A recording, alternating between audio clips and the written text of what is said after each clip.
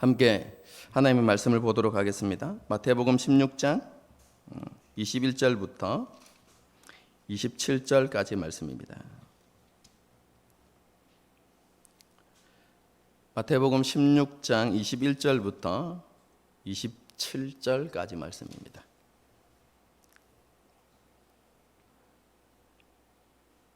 한 절씩 교독하시겠습니다. 제가 먼저 읽습니다.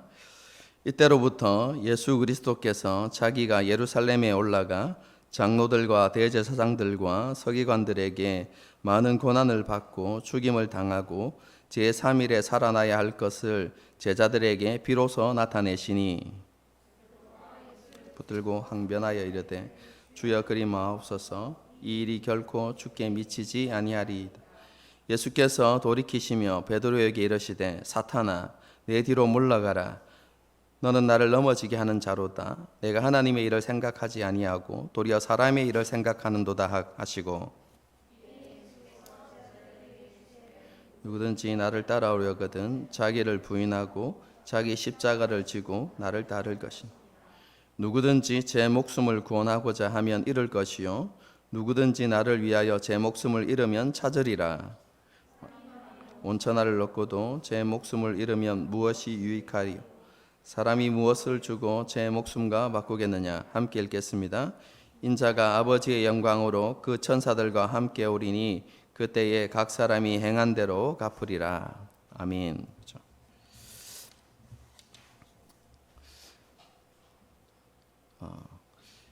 예수님께서 하늘로부터 왔다는 증거를 보여달라고 그렇죠. 바리새인과 사두개인들이 예수님을 찾아왔죠. 그래서 예수님과 바리새인과 사두개인 사이에 논쟁이 일어납니다. 그리고 그 논쟁을 마치시고 예수님께서는 제자들을 데리고 건너편 가이사랴 지방으로 가십니다. 그럼 그때가 예수님의 공생애가 1년 정도 남은 시점이다. 제가 이렇게 말씀을 드렸죠. 예수님께서는 자신이 아버지께로 돌아가야 할 때가 얼마 남지 않았다는 사실을 아시고 제자들에게 자신이 누구이신지 그리고 예수님께서 오신 목적이 무엇인지를 분명하게 가르치셔야 되겠다라고 이렇게 결심하시고 제자들을 한적한 곳으로 그렇게 데려가신 것입니다.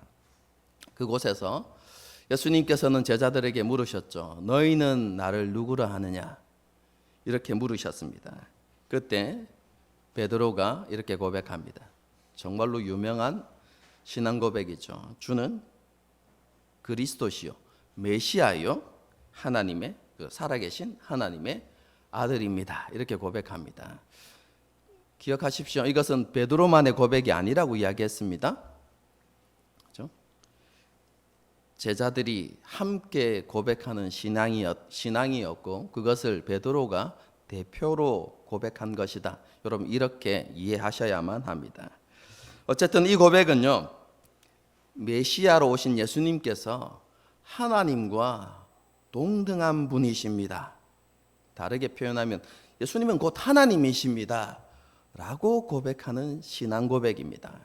여러분 이것은 그 당시 유대인들이 가지고 있었던 유일신 사상을 뛰어넘는 것이죠. 그리고 그 당시 예수님에 대해서 가지고 있었던 그 시대 사람들의 가치관 그리고 이해 이 모든 것을 다 초월하는 것이었습니다. 그렇죠? 그리고 이것은 정말로 예수님을 기쁘시게 하는 고백이었죠. 그래서 예수님께서는 베드로를 복되다라고 이렇게 말씀하시면서 이러한 믿음은 너희에게서 난 것이 아니라 하나님께서 주신 은혜이고 선물이다. 성령께서 그것을 깨닫게 하셨다라는 말씀을 해주셨습니다. 그리고 이 신앙 고백과 사도들 위에 자기 교회를 세울 것이다 라고 이렇게 말씀을 하셨습니다. 여러분 이것이 지난 시간에 살펴보았던 내용입니다. 이렇게 자신이 누구이신가에 관한 대화를 마치신 이후에 예수님께서는 처음으로 자신의 죽음에 관한 이야기를 제자들에게 하셨습니다. 예루살렘에 올라가서 장로들과 대제사장들과 서기관들에게 많은 고난을 받고 죽임을 당하게 되고 그리고 3일 후에 다시 살아나는 것에 대해서 말씀해 주셨던 것이죠. 예수님께서 앞으로 자신이 감당해야만 하는 메시아로서의 사역을 제자들에게 설명해 주신 것입니다. 그런데 이 죽음에 대한 예수님에 대한 말씀은요, 제자들에게 너무 충격적인 것이었고, 그리고 그 당시 제자들로서는 도저히 받아들일 수 없는 내용이었습니다.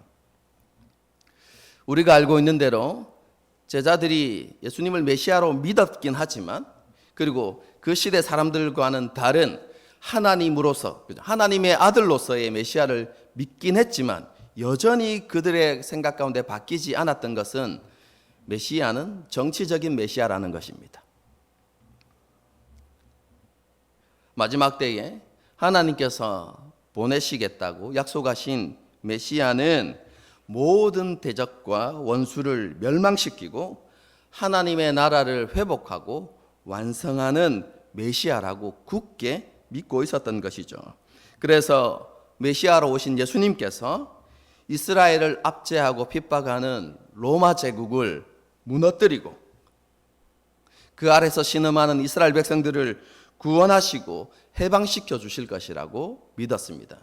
그리고 하나님의 나라인 이스라엘을 열방 가운데 가장 높은 곳에 세우실 것이라고 확신하고 있었던 것이죠.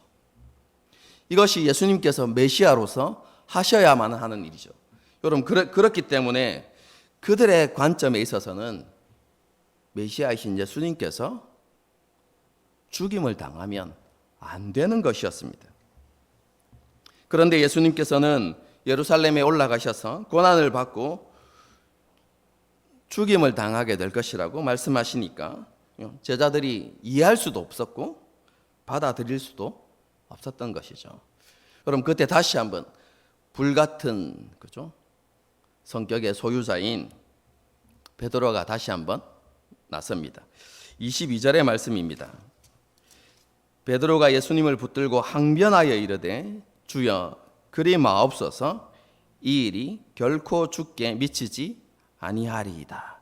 여러분, 우리 한글 성경은 매우 이렇게 고상하게 이렇게 표현되어져 있지만 여러분, 이 상황은요 고상한 장면이 아닙니다. 여기에서 항변하다라는 표현은요 정확하게 해석하면 꾸짖다, 책망하다입니다. 그래서 그때의 상황을 재구성하면 이렇습니다. 베드로가 예수님의 말씀을 듣고 너무 놀랐던 것이죠. 그래서 어떻게 했냐면 예수님 이리 좀 와보십시오. 여러분, 그래서 예수님을 한쪽으로 이렇게 데려가서 이렇게 이야기하는 것입니다. 예수님께서는 메시아이십니다. 그리고 메시아로서 하셔야만 하는 일이 있습니다. 그것은 로마를 무너뜨리고 이스라엘 나라를 다시 회복하는 것입니다. 그런데 십자가에서 죽으신다니 도대체 그게 무슨 말입니까? 그런 일은 일어날 수도 없고 일어나서도 안 됩니다. 다시는 그런 허황된 말을 입 밖에도 내지 마십시오. 우리가 함께 그 일을 이루어 드릴 겁니다. 아시겠죠? 여러분, 이렇게 예수님을 여러분 꾸짖으면서 여러분 책망하는 장면이 바로 여러분 22절의 말씀입니다. 다른 제자들과 함께 공유해 왔던 메시아에 대한 그런 생각에 비추어 볼 때 베드로는 예수님의 선언이 잘못된 것이라고 그렇게 여겼던 것이죠.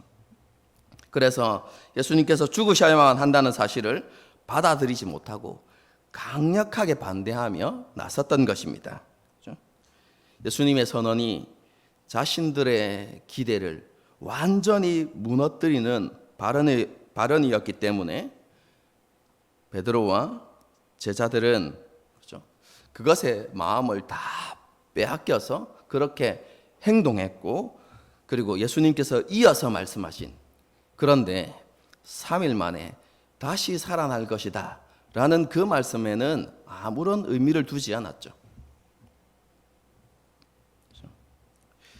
예수님께서는 그렇게 반응하는 베드로를 매우 엄하게 꾸짖으셨습니다.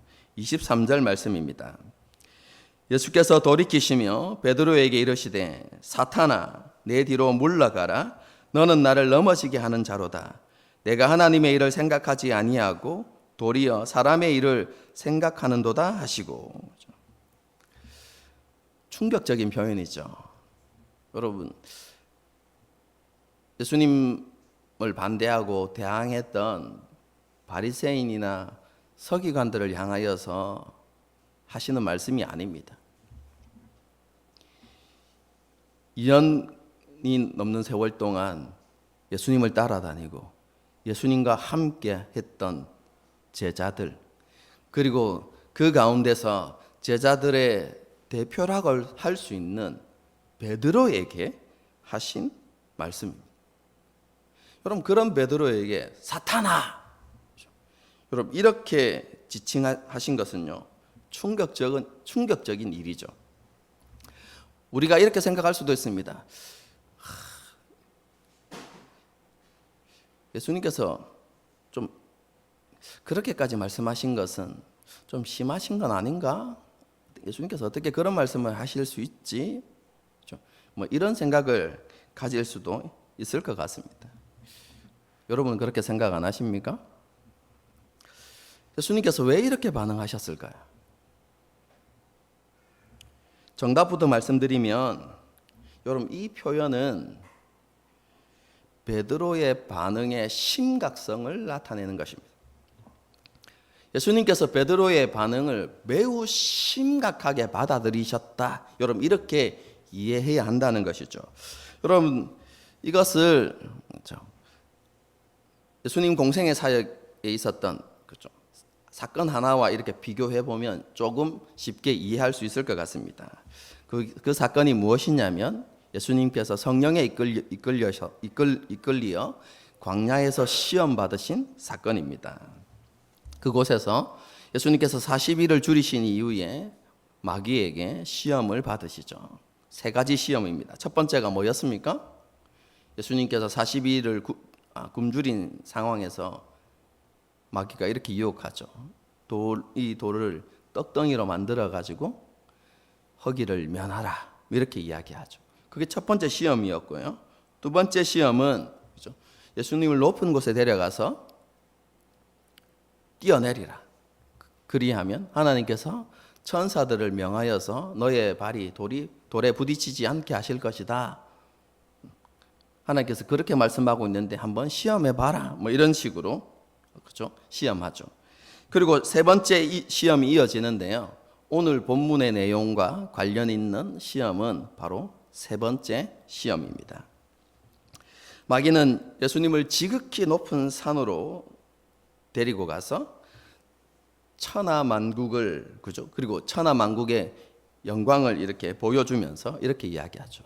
내게 엎드려 절하기만 하면 이 모든 것을 너에게 주겠다. 이렇게 유혹하죠. 여러분, 이 시험은 하나님의 뜻과 방법이 아닌 쉬운 길을 선택하라는 유혹이었습니다. 여러분, 겟세마네 동산에 예수님의 기도를 한번 생각해 보십시오. 예수님께서 3번이나 간절히 기도하시는데요. 여러분, 그 기도의 내용이 무엇입니까? 만일 할만하시거든 이 잔을 내게서 옮겨 주십시오 라는 기도입니다. 여러분, 이 간구를 쉽게 말하면 이런 뜻입니다. 하나님, 꼭 이 방법이어야만 합니까? 이 방법 외에는 없습니까? 하나님, 이 길 외에 다른 길은 없습니까? 예수님께서 그렇게 하나님 앞에 질문하신 거거든요. 십자가에서 아버지 하나님으로부터 받아야 하는 저주와 심판은 예수님께서도 견디기 힘든 크고 엄청난 고통이었습니다. 그래서 예수님께서는 3번이나 계속해서 하나님께 다른 길은 없습니까? 라고 그렇게 질문했던 것이죠. 성경에는 기록되어 있지 않겠지만 하나님의 응답이 있었겠죠. 그 길 외에는 다른 길이 없다.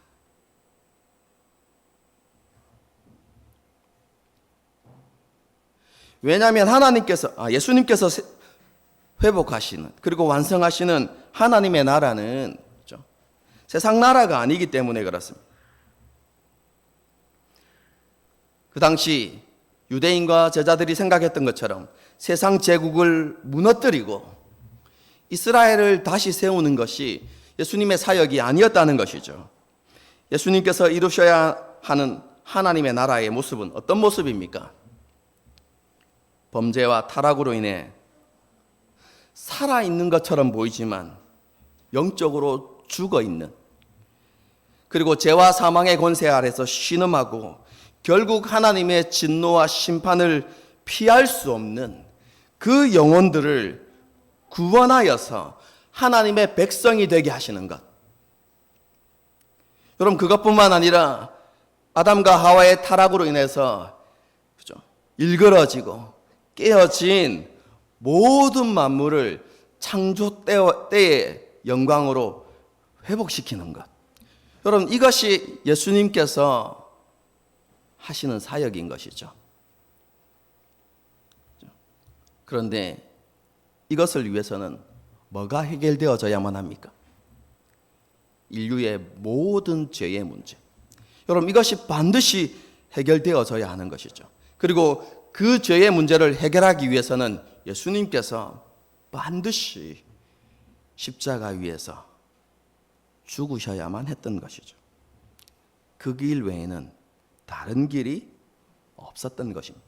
여러분, 그런데 마귀가 유혹하는 것이죠. 그 십자가의 길을 가지 않아도 내가 그 목적을 이룰 수 있도록 해주겠다. 내게 절만 하면 모든 것을 다 너에게 넘겨주겠다. 이렇게 유혹한 것이죠. 예수님께 하나님의 뜻과 하나님의 방법이 아닌 더 쉽고 편한 길을 선택하라고 유혹한 것이죠. 여러분, 이때 예수님께서 어떻게 반응하십니까? 사탄아, 물러가라, 이렇게 이야기하십니다. 오늘 본문에 나와 있는 표현과 똑같은 표현을 사용하십니다. 여러분, 베드로의 반응도 이 사탄의 모습과 전혀 다르지 않습니다. 예수님께서 지금 제자들에게 처음으로 자신이 누구이신지를 밝히시고, 그리고 자신이 하셔야 하는 사역에 대해서 말씀하셨습니다. 하나님의 뜻을 따라서, 그리고 하나님의 방법을 따라서 고난받고 십자가에 죽으시겠다고 그렇게 말씀하고 계십니다. 여러분, 그런데 베드로가 이렇게 이야기하는 것이죠. 그렇게 해서는 안 됩니다. 그 방법은 옳지 않습니다. 우리가 생각하는 방법이 있습니다. 예수님은 그 방법대로 하시기만 하면 됩니다. 그럼 베드로가 예수님께 지금 그렇게 이야기하고 있는 것이죠.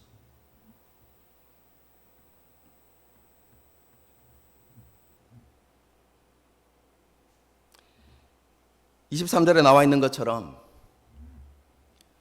하나님의 일을 사람의 일로 대체하려는 그런 시도를 했던 것입니다. 광야에서 마귀가 했던 그 일 그대로 베드로가 행하고 있었던 것이죠. 여러분, 그래서 예수님께서 베드로를 그렇게 책망하시고 꾸짖으신 겁니다.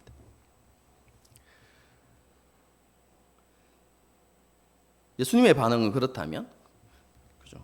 그러면 베드로는 왜 그렇게 반응했을까요? 여러분, 그것은 베드로 역시 그 시대 사람들이 믿었던 것처럼 정치적인 메시아라는 관점에서 예수님을 바라보고 믿었기 때문에 그렇습니다. 다른 말로 하면 하나님의 관점이 아닌 자신의 관점으로 예수님과 예수님께서 이루실 사역을 바라보았기 때문입니다. 베드로는 이렇게 생각하고 있었죠. 내가 믿는 대로, 내가 생각하는 대로 예수님께서 행하셔야만 한다. 여러분, 이것은 베드로만 그렇게 생각한 것이 아닙니다. 지난 시간에 말씀드렸죠. 예수님에 대한 예수님을 메시아로 생각하는 여러분 그 신앙 고백은 제자들이 함께 늘 자신들의 고민, 생각들을 논의하고 토의하면서 함께 공유한 것이라고 제가 말씀을 드렸습니다. 그래서 베드로뿐만 아니라 제자들은 함께 예수님을 정치적인 메시아로 생각했고, 그리고 예수님께서 메시아로서 하셔야만 하는 일이 무엇인가에 대해서 같은 생각을 공유하고 있었던 것이죠. 제자들 모두가 그렇게 생각한 것입니다. 예수님은 우리가 기대하고 우리가 소망하는 것, 그리고 우리가 생각하고 있는 그것을 이루셔야만 한다 라고 그렇게 생각하고 있었던 것이죠. 지금 우리가 보기에 그죠? 너무나 교만하고 어리석어 보이는 모습이죠. 여러분, 그런데 우리가 곰곰이 오늘날 교회와 우리의 모습을 보게 되면 그죠? 이런 제자들의 모습이 너무나 쉽게 교회와 우리 안에서도 발견되어진다는 사실입니다. 쉬운 예로 그죠? 긍정의 힘이나 축복의 비결 이런 것을 믿고 따르는 경우 있죠. 기복신앙입니다. 그죠? 여러분, 이 기복신앙의 중심에는 하나님이 아니라 내가 있죠. 여러분, 그들은 말은 아름답게 꾸며서 이렇게 이야기합니다. 하나님을 기쁘시게 하면 하나님께서 반드시 복을 주신다. 여러분, 이것이 완전히 틀린 거 아닙니다? 정말로 하나님을 기쁘시게 하면 하나님은 복 주시는 분이십니다. 하나님께서 약속하신 대로 그렇죠? 하나님께서 우리의 삶을 돌아보시고 인도하시고 책임지시고 도우시는 역사가 그렇죠? 하나님의 함께 하시는 그 역사가 여러분 정말로 그리스도인의 삶 가운데 있습니다. 여러분, 그런데 기복신앙은요 그렇지 않습니다. 말은 그렇게 하지만 여러분 그 중심에는 이러한 생각들이 자리 잡고 있습니다. 내가 하나님을 위해 노력했기 때문에 하나님도 반드시 그렇게 하셔야만 한다.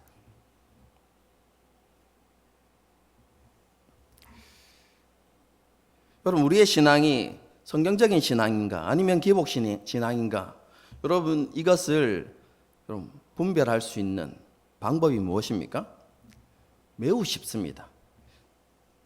자신의 뜻대로 되지 않았을 때 반응을 보면 됩니다. 여러분, 하나님을 온전히 신뢰하는 믿음을 가진 사람은 이렇게 이야기합니다. 하나님께서 나의 기도에 응답하시지 않았지만 하나님 내게 복을 주시는 분이시기에 더 좋은 것으로 나의 기대와는 달리 하나님의 기대와 하나님의 뜻을 내 삶 가운데 이루실 것이다 라고 그렇게 고백하는 사람은 바른 믿음을 가진 사람이죠. 여러분, 그런데 뜻대로 되지 않았을 때 내가 이렇게 노력했는데, 내가 이렇게 헌신했는데 왜 하나님 들어주시지 않습니까? 왜 복을 주시지 않습니까? 원망하고 불평하는 사람들. 여러분, 그런 사람들은 그죠? 하나님의 관점이 아니라 자신의 관점을 가지고 신앙생활하는 사람들인 것이죠.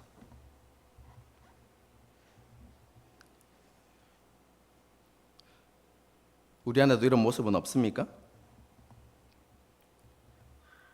우리가 바라고 원하고 기도하는 대로 이루어지지 않으면 하나님이 이렇게 간절하게 하나님 앞에 기도했는데 왜 들어주시지 않습니까? 왜 응답하지 않습니까?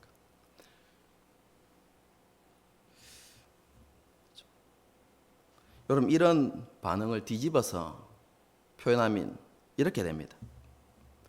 하나님께서는 내가 믿고 바라는 대로 해 주셔야만 합니다.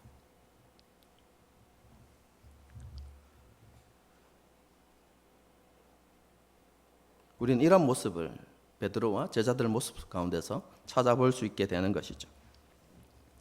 우리는 하나님의 뜻을 구하고 행한다고 하면서도 제자들과 같은 모습으로 살아갈 수 있습니다. 하나님의 관점을 가지지 못한 채 자기 열정과 자기 열심에 사로잡혀 살아가면 그런 위험에 빠질 가능성이 많습니다.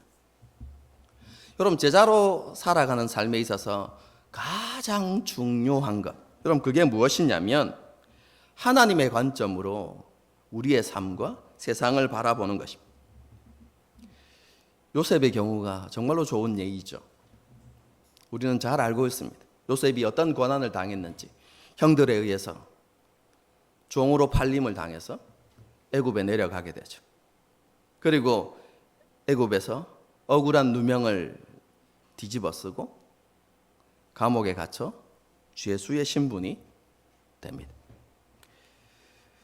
그럼 이런 고난과 어려움을 경험했지만 여러분, 요셉의 고백이 무엇입니까? 제가 성경을 읽어드리겠습니다. 형들에게 했던 고백입니다.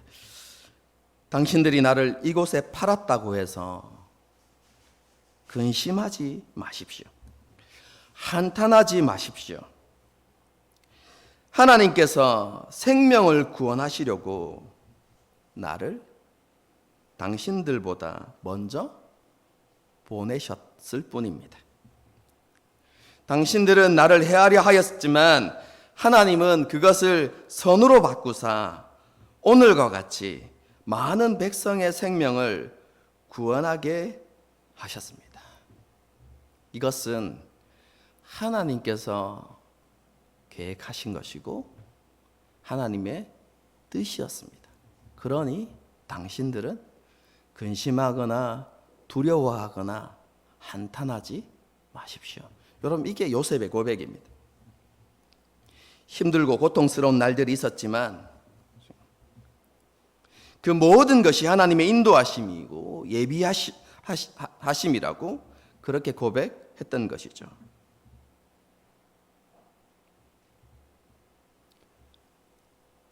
자신을 통해서 이루실 하나님의 뜻이 있었기 때문에 하나님께서 내게 그런 고난과 아픔을 주셨습니다.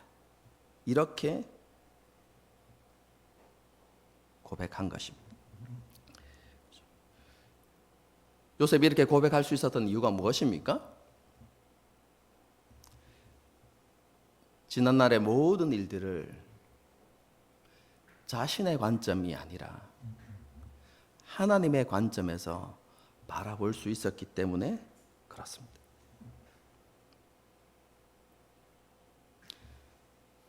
하나님께서 저와 여러분에게 있기 원하는 그런 모습인 것이죠. 삶을 살아갈 때 우리에게도 그렇죠? 수많은 일들이 일어날 것입니다. 그 일들 가운데는 그렇죠? 우리의 지혜와 경험으로 이해할 수 없는 그런 일들도 일어날 것이고 정말로 감당하기 힘든 일들도 있을 것입니다. 그뿐만 아니라 우리는 끊임없이 무엇인가를 선택해야만 하는 여러분 그런 상황에 직면하게 될 것입니다. 여러분, 이런 우리의 삶에서 중요한 것이 무엇입니까? 그때마다 모든 것을 하나님의 관점으로 보려고 하고 지금 나를 향한 하나님의 뜻이 무엇인지를 헤아려 보려는 그런 노력이 우리 가운데 있어야 하는 것이죠. 하나님께서 이것들을 통해서 나의 삶 가운데 이루시고자 하는 하나님의 뜻은 무엇인가? 하나님께서 어떤 일을 행하시려고 하는 것인가? 여러분 그것을 기대하고 여러분 그것을 깨닫게 해주시기를 간구하면서 그죠? 하나님의 도우심과 인도하심을 구하는 여러분 그런 믿음이 우리 일평생 가운데 있어야 하는 것이죠.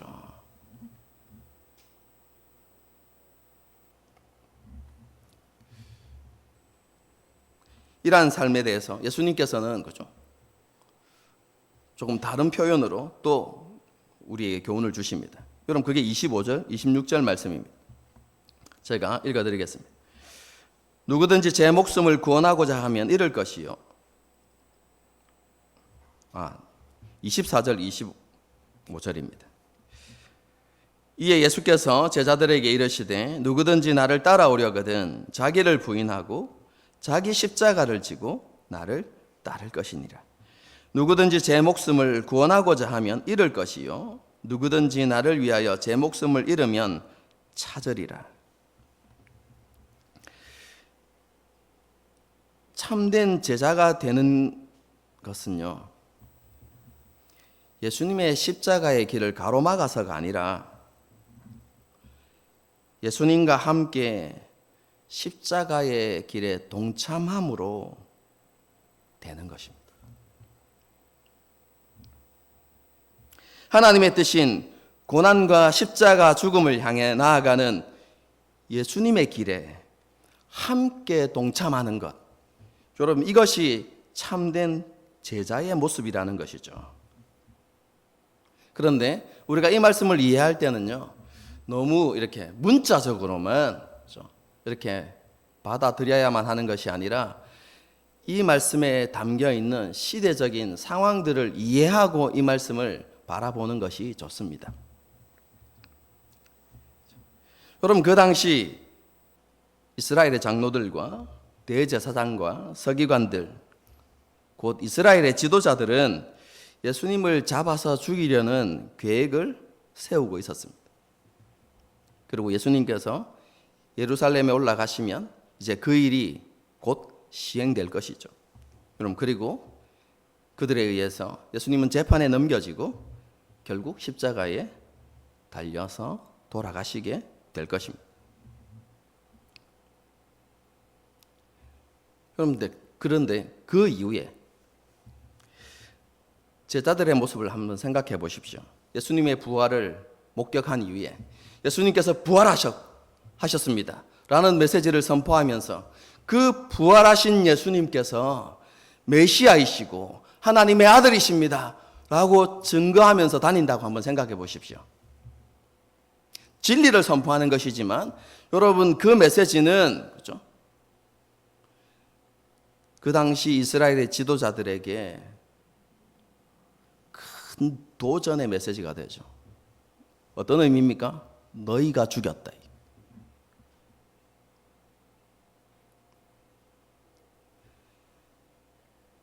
메시아로서 오신 하나님의 아들을 너희가 죽였다라는 메시지가 되는 것이죠. 회개하고 돌이키지 않으면 어떤 반응을 할까요? 분을 품고 제자들을 죽이려고 하겠죠. 실제로 사도행전을 보게 되어지면 제자들을 가두고 죽이는 일까지 행합니다. 여러분, 예수님께서 지금 자기를 부인하고 자기 십자가를 지고 나를 따를 것이라. 이 말씀은 그런 시대적인 상황을 두고 말씀하시는 것입니다.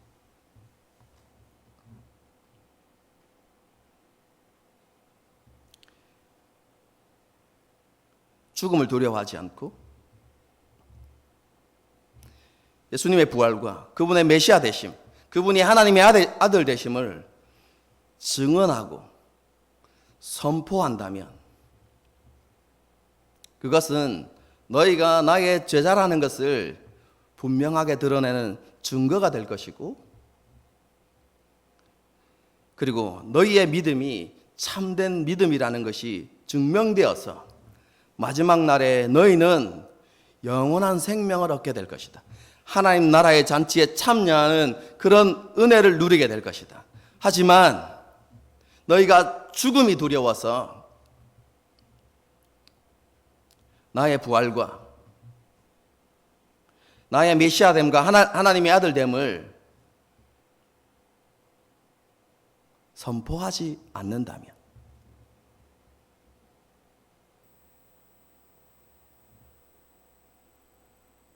그것은 너희가 나를 믿지 않는 증거가 될 것이다.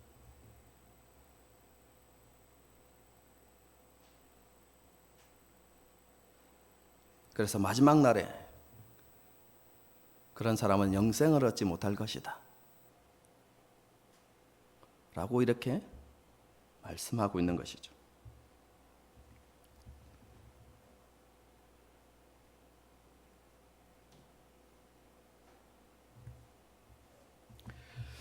그럼 오늘날 우리는 예수님을 따른다고 생명을 잃게 되는 그런 일들은 일어나지 않는 환경 속에서 살아가고 있습니다.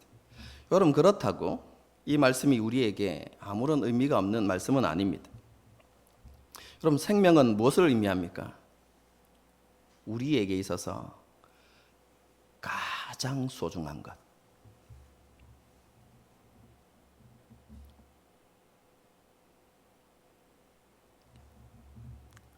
그래서 이 말씀은 우리에게 이렇게 적용될 수 있습니다. 우리의 믿음을 어떻게 증명할 수 있습니까? 우리가 예수님의 참된 제자라는 것을 어떻게 증명할 수 있습니까? 그것은 우리가 소중하게 여기는 것을 하나님의 나라를 위해서, 하나님의 뜻에 순종하기 위해서, 혹은 예수님을 따르기 위해서 기꺼이 포기할 수 있다면, 여러분, 그것은 우리의 믿음이 참된 믿음이라는 것을 증거하는 것이 됩니다.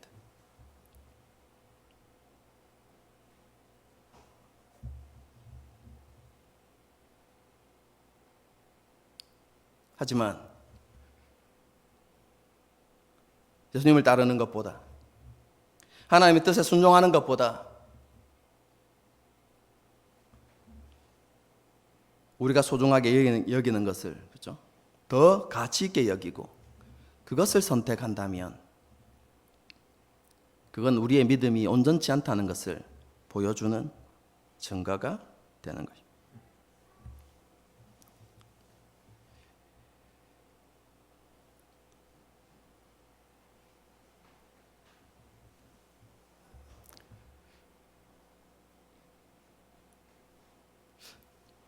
우리는 어떤 삶을 살아가고 있습니까?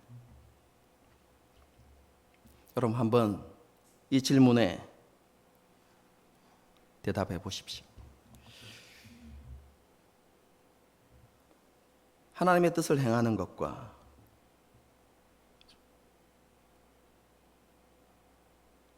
비교할 수 있는 더 가치 있고 중요한 것이 있을 수 있습니까? 세상에 어떤 것이 예수님을 따르는 것보다 더 중요하고 가치 있다고 말할 수 있겠습니까? 그럼 그런 것이 존재합니까?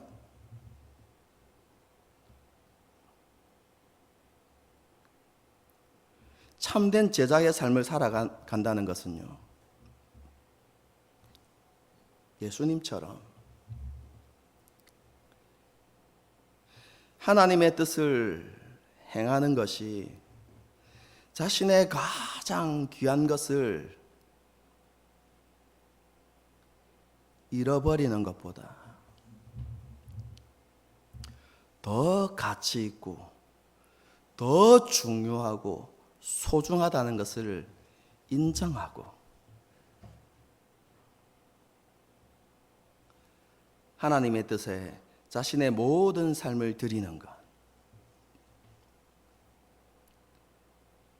여러분, 이것이 참된 제자의 모습인 것이죠.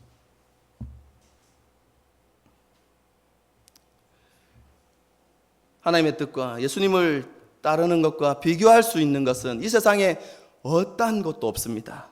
여러분, 이것을 날마다 고백하고 우리의 삶에서 실천하는, 여러분, 그것이 제자의 삶이고요. 매일의 삶 가운데 그것을 실천하려고 노력하는 사람이 실제로 죽음 앞에서도 자신의 믿음을 지켜낼 수 있는 것이죠.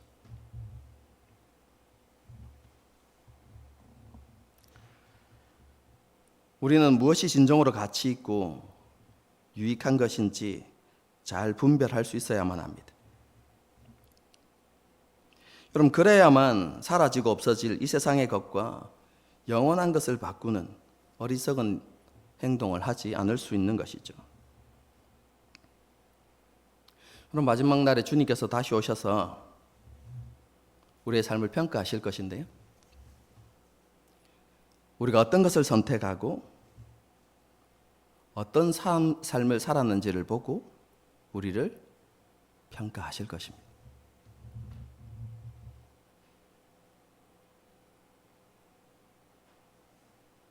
말이 아닙니다.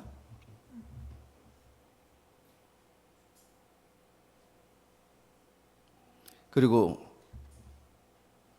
이렇게 핑계댈 생각하지 마십시오. 한때는 그렇게 살았는데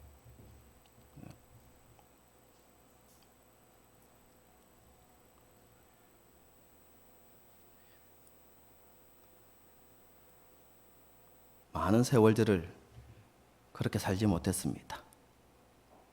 그러니 좀 예쁘게 봐주십시오. 여러분, 이렇게 말할 수 없습니다.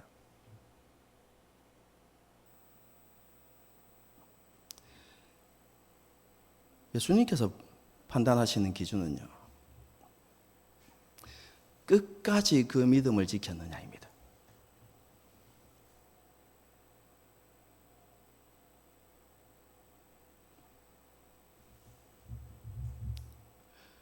여러분, 하나님의 말씀 앞에 타협할 수 없습니다. 하나님의 말씀이 그러면 그런 것입니다.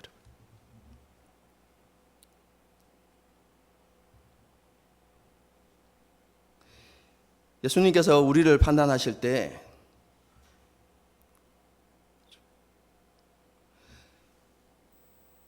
사람의 일을 버리고 내려놓고 하나님의 일을 날마다 선택하는 삶을 살았느냐를 보실 것인데요.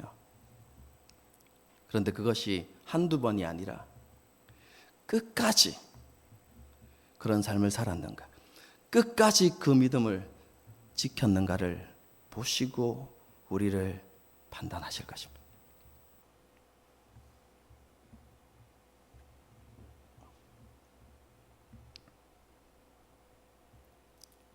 예수님을 버리고 세상 헛된 것을 얻기 위해서 노력했던 사람은 마지막 날에 큰 부끄러움을 당하게 될 것입니다.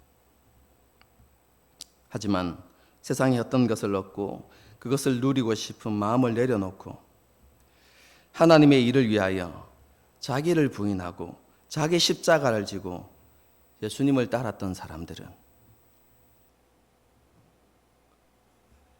하나님으로부터 지극히 충성된 종이라 인정함을 받고 하나님이 주시는 영생을 영광 가운데 누리며 살아가는 은혜를 받게 될 것입니다.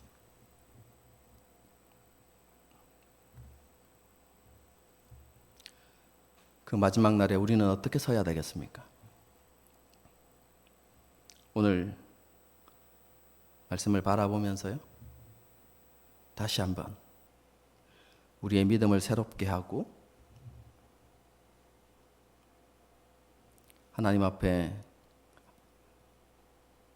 하나님을 기쁘시게 하는 결단을 할 수 있는 저와 여러분이 될 수 있기를 바랍니다. 제가 셀장 모임 때 제가 한 가지 그죠? 좋은 훈련의 방법을 제가 말씀한 일이 있습니다. 우리가 세상을 살아가면서 하나님의 관점으로 일이나 사람이나 그죠? 세상의 일들을 보는 법을 어떻게 훈련할 것인가? 제가 그것을 이야기할 때 큐티를 제대로 하라 이렇게 이야기했습니다. 큐티를 할 때 계속해서 이 큐티를 통해서 하나님께서 내게 원하시는 게 무엇인가? 그것을 찾고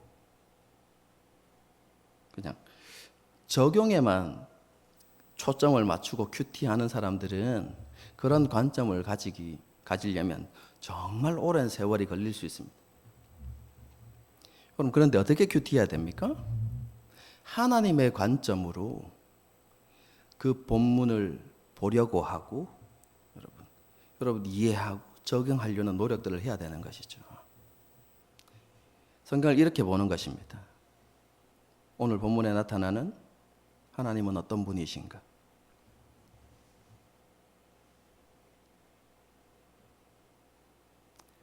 하나님은 오늘 본문을 통해서 어떤 일을 행하셨는가?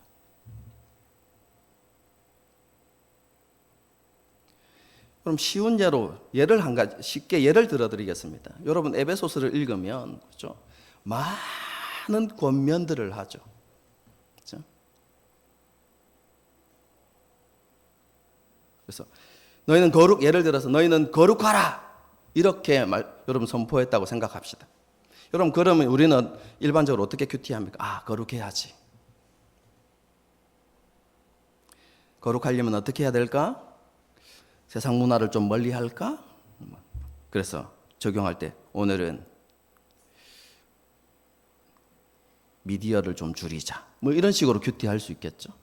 여러분 그런데 하나님의 관점으로 여러분 큐티를 하면 그렇게 큐티하는 게 아닙니다. 하나님께서 우리에게 거룩을 요구하시네?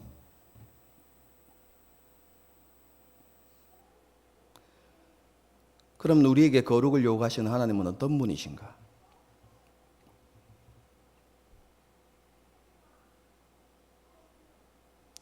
뿐만 아니라 하나님께서 우리에게 거룩함을 주시기 위해서 하나님은 어떤 일을 행하셨는가? 그리고 지금 하나님께서 우리의 거룩을 위해서 지금 어떻게 일하고 계실까?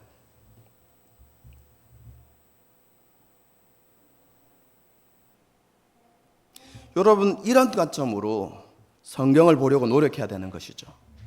여러분 그렇게 하나님의 말씀을 하나님의 관점으로 하나님의 마음으로 하나님의 시선으로 여러분 성경을 읽게 될 때 여러분 그것이 훈련되어질 때 비로소 우리의 관점이 바뀌어져 가는 것입니다. 세상을 보는 관점도 그렇게 달라지고 사람을 보는 관점도 달라지고 어떤 사건이나 어려운 일을 당했을 때도 여러분 그것을 하나님의 관점으로 하나님의 마음으로 볼 수 있는 그런 사람으로 우리가 변화되어져 가는 것이죠. 여러분 그렇게 우리가 변화되어져 갈 때 결국 마지막에 우리가 요셉과 같은 신앙 고백을 할 수 있게 되는 것입니다.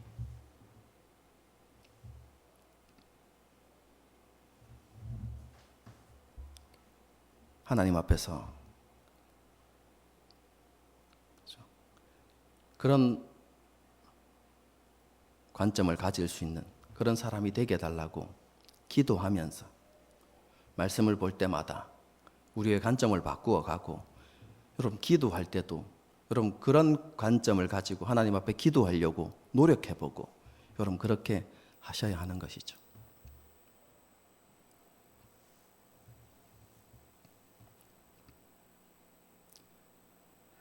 저와 여러분의 믿음이 그렇게 변화되어지고 성숙해 갈 수 있기를 바랍니다. 마지막 날 주님 앞에 설 그날을 바라보면서 하나님의 관점으로 삶을 바라보고 하나님의 뜻에 순종하며 기꺼이 주님을 따르는 일에 그렇죠? 힘쓰고 동참하는 저와 여러분이 될 수 있기를 주님의 이름으로 축복합니다. 함께 찬양하고 기도하는 시간을 갖도록 하겠습니다.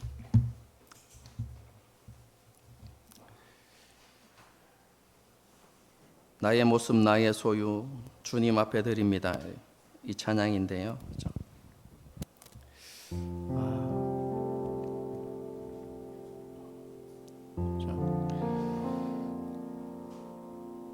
아담과 하와가 왜 타락했는지를 좀 생각해 봅시다.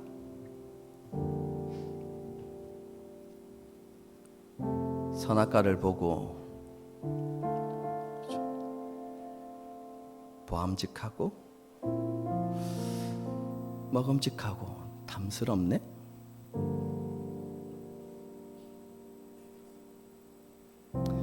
여러분, 그렇게 선악과의 마음을 빼앗기기 시작할 때,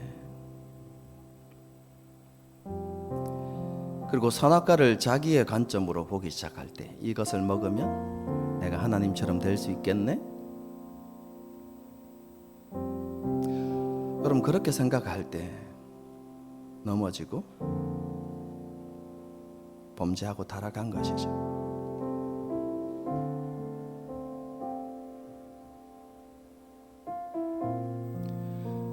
하나님의 관점으로 선악을 알게 하는 나무의 실과를 볼 수 있어야만 합니다.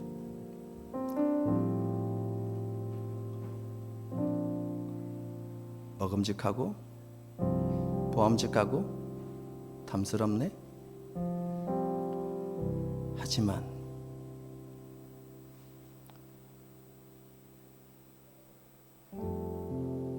그것은 세상의 관점이고 하나님은 아니라고 말씀하셨어.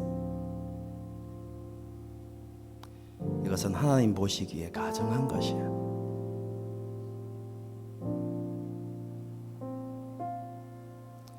하나님 이것보다 우리에게 더 귀한 것을 풍성히 주실 수 있는 분이야.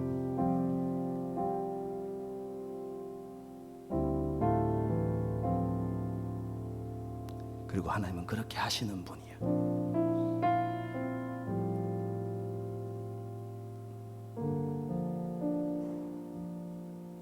여러분, 그렇게 되어져야 하는 것이죠. 그렇죠?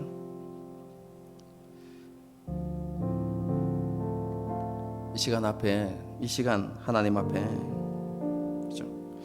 이 찬양을 부르면서 그렇게 결단했으면 좋겠다. 나의 모습 나의 소유 주님 앞에 드립니다. 이 고백이 하나님 그렇습니다.